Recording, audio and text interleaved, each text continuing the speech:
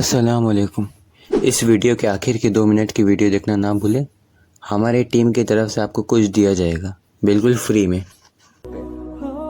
तू ये डरते हैं तुझसे, लोग तेरे आगे पीछे भागते हैं। जरा इक़्तिदार से साइड हो तो ये पता लगे तेरी कीमत क्या है। तू समझता है कि मेरी जेब में पैसे हैं, लोग मुझे सलूट करते हैं, तो नहीं है, तुझे सलाम कोई भी नहीं कर रहा, तेरी जेब को सलाम हो रहा है। तेरे ओहदे इक़्तिदार को और तेरी वहशत और दहशत को सलाम है। उसने कहा हज़रत जी मुझे सलाम कब होगा? तो फरमाने लगे जब तू बादशाही में फकीरी करेगा। जब तू बादशाही में भी फकीरी होती है मेरे अजीजों, बादशाही में भी फकीरी होती है।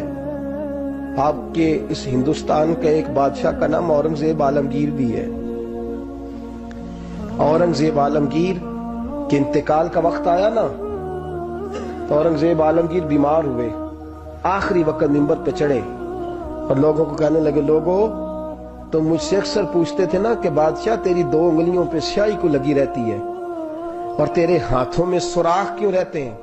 औरंगजेब आलमगीर, ये मैं आपको फरिश्तों की कहानी नहीं सुना रहा। इस दुनिया में, इस दौर में, इस धरती पर बसने वाले लोगों की कल की बात सुना रहा हूं। इस हिंदुस्तान में हिंदुओं के मुल्क पर हुकूमत करने वाले एक मुसलमान दयानतदार बादशाह की बात सुनो। कहते हाथों में सुराख का पूछते थे ना तुम लोग, और तुम मुझे पूछा करते थे तेरे हाथों पे स्याही क्यों लगी हुई है। औरंगजेब आलमगीर मुत्तहिदा हिंदुस्तान का मुतलकुल इनान बादशाह कहने लगा, मेरे इंतकाल का वक्त आ गया है। अब मैं तुम्हें बताता हूं, मैंने सारी जिंदगी हुकूमत के खजाने से 1 रुपया तनख्वाह नहीं ली।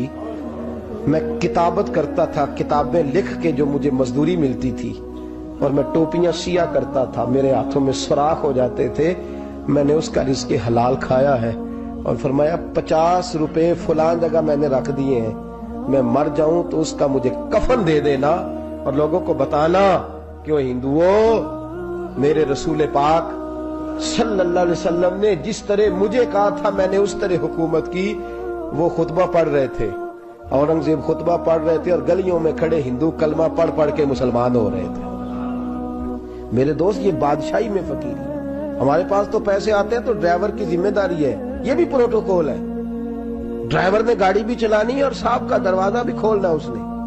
अंदर बैठेंगे तो दरवाजा भी ड्राइवर साहब ने। नफ्स परस्ती है, जितना मर्जी आगे ले जाओ, जितना मर्जी। ये कोई बादशाही, ये कोई आपका बड़ापन नहीं है। वो तनख्वाह लेता है, मजबूर है, क्या करे। हो सकता है कल को उसके पास पैसे आए तो बदला लेने के लिए आपको ही बुला ले, चल मेरा दरवाजा खोल।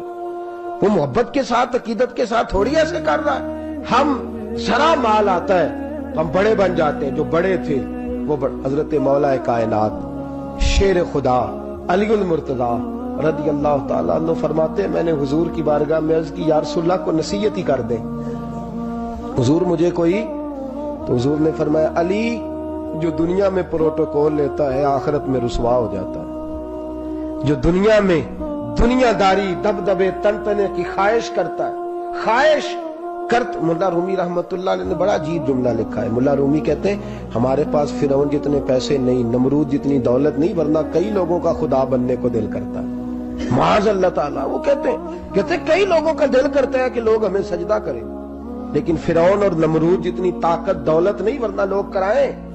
माज़ अल्लाह ताला, ख्वाहिशात नफ्स इतनी बढ़ गई है। अच्छा लगता है, अच्छा लगता है। हमारे लीडरान कहते हैं 2-4 बंदे हल्के में मरे ना तो इलेक्शन का मजा ही नहीं।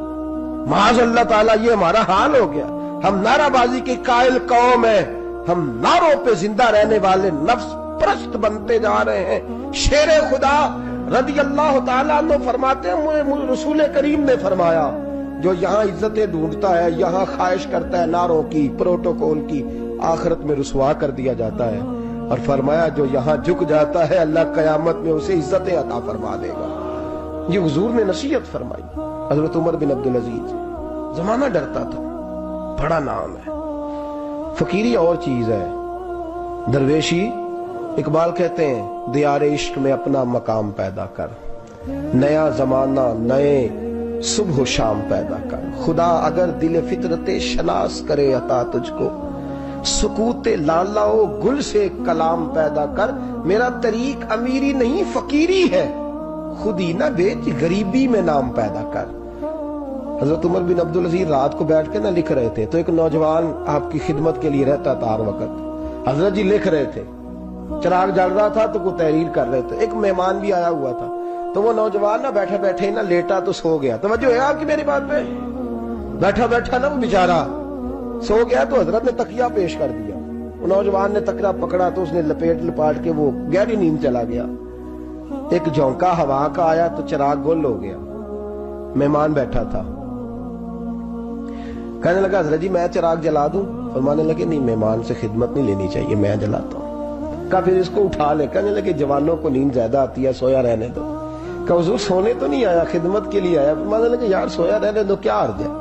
حضرت عمر بن عبد العزیز اٹھے، چراغ جلایا، واپس آ کے بیٹھے تو وہ دیکھے نا، یہ بادشاہوں کے لیے تو نہیں نا ایسا ہوتا، بادشاہ تو نہیں نا کر سکتے. یہاں تو تھوڑا سا جس کے پاس پیسہ آ جائے وہ کہتا ہے کہ تو نوکر میرے منہ میں کبھی لقمہ بھی ڈال دے تو پھر ہی ہے، میں اس کا مجھ سے تنخواہ لیتا ہے اور اب یہ اتنا کام بھی نہیں کر سکتا. ہر کام ہم کرانا پسند کرتے ہیں. کہا حضرت عمر بن عبد العزیز سے کہنے لگا حضور عجیب آپ بادشاہ ہیں، آپ نے غلام کو جگایا ہی نہیں. حضرت عمر نے کیا؟ حضرت عمر بن عبد العزیز نے جو قانون پیش کیا بڑا زبردست ہے. فرمانے لگے قمت انا عمر بن عبد العزیز رجعت انا عمر بن عبد العزیز. فرمانے لگے کیا ہو گیا ہے؟ میں جب چراغ جلانے گیا تھا تو پھر بھی عمر بن عبد العزیز ہی تھا، اور واپس آیا ہوں تو پھر بھی عمر بن میں تبدیل. محدث ابن جوزی نے لکھا ہے، کہنے لگے قمت جب گیا تھا انا عمر بن عبد العزیز، پھر بھی عمر بن رجعت، اور میں لوٹ آیا ہوں، واپس آیا ہوں تو دیکھ لو کوئی کمی تو نہیں ہوئی. میرا باپ بھی وہی ہے، میں بھی انا عمر بن عبد العزیز. میں بدلا تو دیار عشق میں اپنا مقام پیدا کر، نیا زمانہ نئے صبح و شام پیدا کر. بادشاہی میں جو فقیری ہے نا میرے دوست، جو اس کی لذت ہے، دیکھیے نا رسول پاک صلی اللہ تعالی علیہ وسلم دو جہاں کے بادشاہ ہیں. حضور فرماتے ہیں میرے دو وزیر زمین پہ ہیں، دو آسمانوں پہ ہیں. وزیر کس کے ہوتے ہیں؟ بولیے نا. دو میرے وزیر، ترمذی کی حدیث ہے، دو زمین پہ ہیں، دو. حضور زمین والے وزیر کون سے ہیں؟ فرمایا ابو بکر اور عمر. آسمان والے کون ہیں؟ فرمایا جبریل اور میکائیل علیہ السلام. میرے دو وزیر یہاں ہیں، دو وزیر. حضور بادشاہ ہیں، وہ دو عالم کی رحمت تھے، جہاں چاہتے وہیں رہتے. یہ ان کی مہربانی ہے کہ یہ عالم پسند آیا. حضور دو جہاں کے بادشاہ ہیں، لیکن میرے نبی پاک کپڑا خود سی رہے ہیں. جوتا ٹوٹ گیا ہے تو رسول پاک صلی اللہ علیہ وسلم اس کو گانٹ بھی. ہم تو میرے خیال ہے جوتی ڈلانے والا کام موقع نہیں گیا جی. میرا نہیں خیال کہ اب کوئی 10,000 جو تنخواہ لیتا ہے وہ بھی جوتا گانٹتا ہو. نہیں، آپ ہی کی گنٹنا ہے، کسی کو بھی نہیں گٹائی گا. کیا خیال ہے آپ کا؟ ٹھیک بات کر رہا ہوں. نبی پاک جوتا بھی خود گانٹتے، کپڑوں کو پیبند بھی. حضور اپنے کپڑے دھو بھی خود لیتے. میرے رسول پاک صلی اللہ علیہ وسلم گھر میں بکریوں کا دودھ بھی دھو لیتے، اور ایسا بھی ہوتا. یہ بادشاہی میں فقیری ہے نا.